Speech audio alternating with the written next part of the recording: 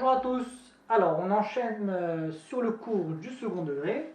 Donc, après avoir vu la forme canonique, on va s'intéresser maintenant aux variations et à la représentation graphique d'une fonction du second degré. Alors, on considère une fonction polynôme de degré 2 définie sur R, donc par P de x est égal à ax au carré plus bx plus c. Donc on a alpha est égal à moins b sur 2a et bêta est égal à p de alpha, donc ce sont les paramètres qu'on a vus précédemment. Alors si le coefficient a est strictement positif, alors la fonction p est décroissante sur moins l'infini alpha, puis croissante sur alpha plus l'infini. Et lorsque le coefficient a est strictement négatif, alors la fonction p, elle va être croissante sur moins l'infini alpha, puis décroissante sur alpha plus l'infini. Donc la situation est résumée ici. Donc si le coefficient a est strictement positif, alors de moins l'infini jusqu'à alpha qui est égal à moins b sur a, la fonction est décroissante puis croissante. Et si a est négatif, inversement, la fonction est croissante puis décroissante. Donc du coup, à travers ce tableau de variation, on en déduit que lorsque le coefficient a est strictement positif, alors la fonction p admet un minimum en moins b sur 2a, et lorsque a est strictement négatif, la fonction admet un maximum, donc atteint en x est égal à alpha, donc moins b sur 2a, et dont la valeur va correspondre à bêta. Alors, graphiquement, qu'est-ce qui se passe? Donc, on considère une fonction polynôme de degré 2 définie sur R. Donc, en termes de représentation graphique, la fonction P est symbolisée par une parabole avec un axe de symétrie en x est égal à moins b sur 2a, et le sommet de la parabole, donc ça va être un point remarquable, qui a pour coordonnées alpha, bêta. Donc c'est-à-dire moins b sur 2a et p de moins b sur 2a. Donc ça c'est alpha et ça c'est bêta. Voilà. Donc appliquons ceci à travers un exemple. Donc soit la fonction f de x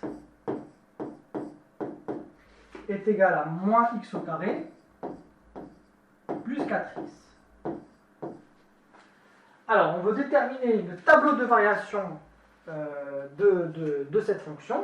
Alors pour cela, on va d'abord déterminer les paramètres alpha et bêta.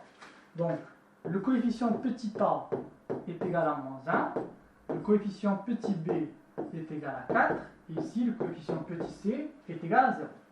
Donc alpha c'est moins b sur 2a, donc c'est égal à moins 4 sur 2 fois moins 1. Donc moins 4 sur moins 2, ça nous donne 2.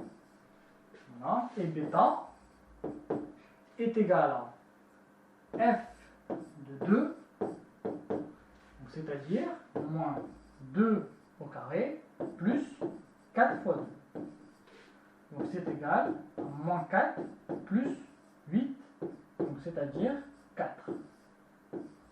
Donc après avoir déterminé les paramètres alpha et bêta, alors on peut construire le tableau de variation de la fonction f, donc x moins l'infini plus l'infini, et on a petit f. Donc le sommet de la parabole est atteint en x est égal à alpha, donc c'est 2. Alors ensuite pour les variations, on va regarder le signe du coefficient a. Donc a est égal à moins 1 et négatif, donc la fonction va être croissante sur moins l'infini 2, puis décroissante. Et f de 2, on a trouvé 4. Donc là, on a un maximum atteint en x égale à 2 équivaut 4. Alors, en termes de représentation graphique, donc la fonction f est définie par donc f de x égale à moins x au carré plus 4x. Donc c'est une parabole. Donc on place quelques points remarquables. Donc par exemple en 0. Donc en 0, f de 0 est égal à 0. Donc en 2, on avait trouvé 4, donc correspondant au sommet de la parabole. En 4, f de 4 est égal à 0. Voilà. Et ensuite, on trace la parabole comme représentée ci-contre.